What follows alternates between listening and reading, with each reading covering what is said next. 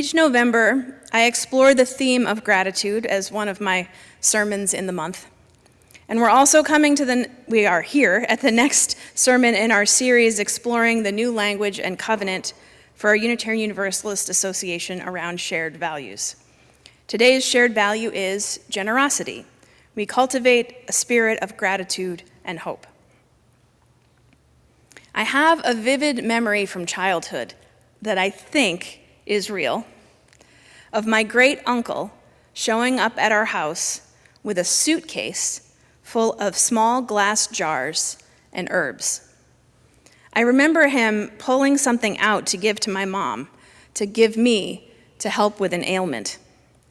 My memory is that he basically had a traveling herbal apothecary. At the time, I thought it eccentric, but now I wish I had gotten to talk with him about what was in that case. I've been experimenting in the last few years with a number of oils made up from plants in my garden. First, to make a killer face moisturizer, some immunity teas, an oil to help with sleep, and most recently with migraines.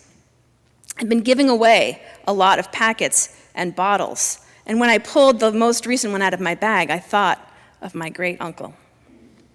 I've been thinking about what more I could grow in the future. I am so grateful for modern medicine and all that it offers, but if maybe I can help the bursitis pain in my hip with some feverfew oil from my own garden, why not give it a try, right? When I look in my kitchen window at all the drying herbs, I feel that connection to ancient folkways, an excitement that in sharing little bottles and herbs that I'm honoring in a very small way the gift of the plants and the land. Generosity is a practice of service. To practice generosity is not just to give things to other people. At its root, generosity is about listening. In order to help another person, in order to offer something, we have to listen to their story and understand what they need. A practice of generosity asks us to set down our assumptions. We can be generous in our spirit. We can practice generosity in our interactions with others. We can assume good intentions, be generous with forgiveness when appropriate, and when safe, be a little vulnerable with others, giving them permission to do the same. Gratitude is a piece of the call people feel to offer of themselves, their power, or their means to help others. With a regular practice of gratitude, it's easier to feel the connections and relationship between ourselves and all that is. Gratitude is an expression of the love at the center of our faith. As Jeffrey Lockwood concluded in his reflection, when love draws us into the suffering of others, when we see our happiness entwined in their well-being, then generosity is neither foolish nor heroic. It is the simplest and most obvious choice. As the Buddhists remind us, there is suffering. Every person experiences suffering. Everyone has failures and missteps. Everyone has relationships that fall apart. Everyone has hardships of some kind. Suffering is. And so, as we navigate this life together, we are invited in our shared values to remember that love also is. That we are all worthy of love and care, as are all the people we meet, and all of this earth with whom we are connected. Sometimes the awe of that is enough to ground me in gratitude, and sometimes I need to start very small. I was grateful for a beautiful moon last night. I'm grateful for a hot cup of tea. I'm grateful for a warm fire.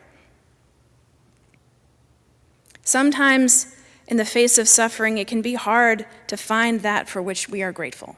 And that can be very isolating. it can feel hopeless. In the smallest ways, practicing gratitude can help folks move toward hope. When we act with generosity, it is from a place of hope, from a place of believing an act for another could make a difference. I used to think about a practice of gratitude as a nice to have, something that could gild the lily of a good life. But I think that was wrong. I have come to find gratitude to be fundamental to well-being.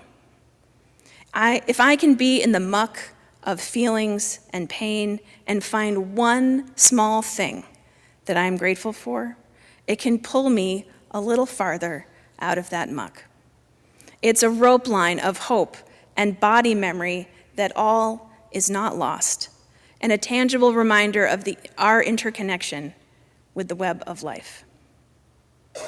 It is possible that a practice of gratitude and generosity might help us navigate our post-COVID, climate warming, and yet socially colder world with more hope.